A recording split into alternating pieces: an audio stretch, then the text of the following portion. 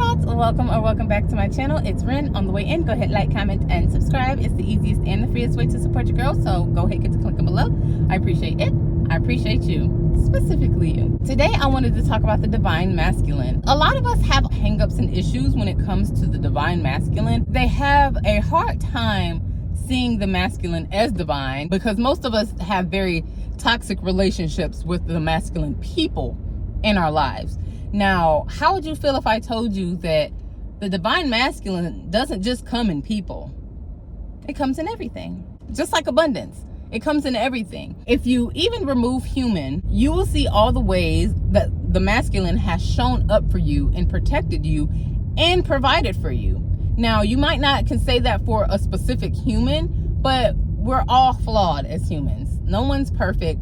And yes, we all could make better decisions, but that doesn't mean that somebody's going to. And that doesn't change the fact that the divine masculine is still here for you and providing for you and keeping you safe. There is safety in the masculine. And I want to give you many examples on how that is. The first time I heard this, I honestly was a little bit offended because it's just like, no, the F they're not. Men are horrible. It's how I used to feel. It turned into well, the masculine isn't that bad. Like, I had a really harsh father, rest his soul. I had a lot of healing I had to do from growing up with a parent like him. And as I grew, I learned, okay, he was just a broken boy dealing with life himself, and he ended up having children. He didn't know healing in the in-between. And that's fine. That's unfortunate, but that's fine. Even though I was on the receiving end for a lot of his traumas, he still was one heck of a provider and a protector, honestly. Like, in many ways, all the ways that we can focus so heavily on the ways that they didn't show up for us,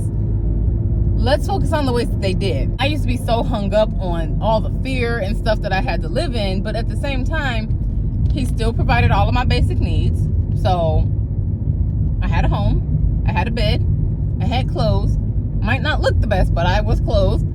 We had food, we had electricity, we had a vehicle. He might not have been very pleasant about it, but he still showed up for me. All things you can't really dictate on how people show up, but if they show up, they show up.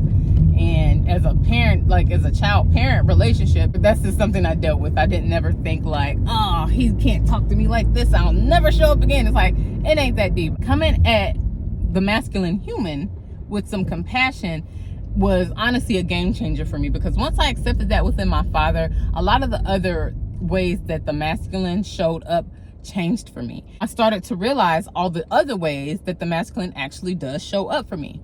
This vehicle that I'm sitting in, this is a masculine container. Otherwise, would I just be hovering in the air? No, I'd be footing it to where I'm going. Even the inside of this vehicle, the chair that I'm sitting in, even the seatbelt keeping me pulled back and safe, is a masculine container. I want you to start pointing out all the ways that the masculine shows up for you, because it always does. And if you're saying that it doesn't, it's a choice to just see it. Are you sitting or are you standing right now? If you're sitting, your masculine container is the chair you're sitting on. If you're standing, the masculine container is the floor. If you're inside the house is the container.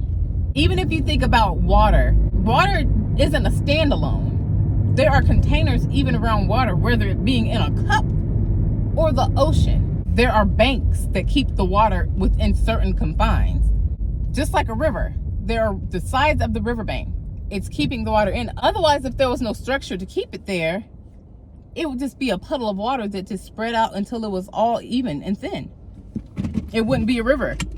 That goes to show that there is really no feminine without the masculine, because the feminine is flow. The feminine is all flow. Without the masculine being able to hold us up to flow, there is no flow. It just evens out like water. Pour water out of a cup and let me know how that container takes place. It doesn't hold anything up. I want you to start pointing out the ways that the masculine shows up for you, because it's literally everywhere. It's literally everywhere. You can't avoid it. It's literally made so systematically that you cannot get away from masculine energy. Even if you think that you hate men and that's how you process masculine, you'll start to see it's not a human thing. It's a structure that came from God. Men so happen to usually be more in their masculine than their feminine, but as humans, we're both masculine and feminine. So it's the polarity of our experiences. And typically men do operate more heavily on the masculine, just as women typically operate more heavily in the feminine. Find all the ways that the masculine provides for you, because honey, I'm thankful for this chair that I'm sitting in right now. Beyond this chair that I'm sitting in right now, I'm thankful that this chair is bolted inside of a vehicle. This chair ain't flipping around like it's a lawn chair. I'm not in a lawn chair in this thing hoping that it don't flip over if I turn a little too hard. This masculine container is keeping me safe. I'm free and safe from the elements. It's not raining on me right now. It's a cloudy day, y'all can see, but it's not raining on me right now. That's at least 2 masculine containers I have just readily available to me right this second. And if you want to include the floor of the vehicle, that's a 3rd. There's so many different ways that the masculine shows up. So even if you feel like it doesn't show up when it comes to men, look for it, because a lot of times we're so focused on what they're not doing that we don't realize what they are. The moment that you give yourself permission to see the good in men, you'll find the good in men. Because as long as you focusing on all the ways that they're not showing up, on all the ways they're not doing this and not doing that, and being the type of people they are and all these types of things, when you stop focusing on that, you'll start seeing the ways that they do indeed show up. It might not always be in ways that you like, but the masculine is always providing. So if you need help with the masculine providing for you, start seeing the masculine as a provider. That's really it. Change your perspective, and what you will experience will change. I won't say that I used to hate men. I was very okay with not being in a relationship, because I was just like, I'm good. Like, if this is what life with men is, hard pass. But I changed how I viewed the masculine, and then my husband found me. I became a beacon, because it's like, oh, masculine this, masculine that, look at this, look at that. And it just drew it all into me. I can't argue with that. I want you guys to start doing the same. Start pointing out the ways that the masculine is showing up for you in humans, but also in the other things around you. If you see a river as you pass the highway, wow, look at how the riverbank keeps all of that water in there. That water can really swipe out a whole town, but these banks keep it in its place. Talking about a blessing, an unasked for blessing, like that just came equipped with the earth.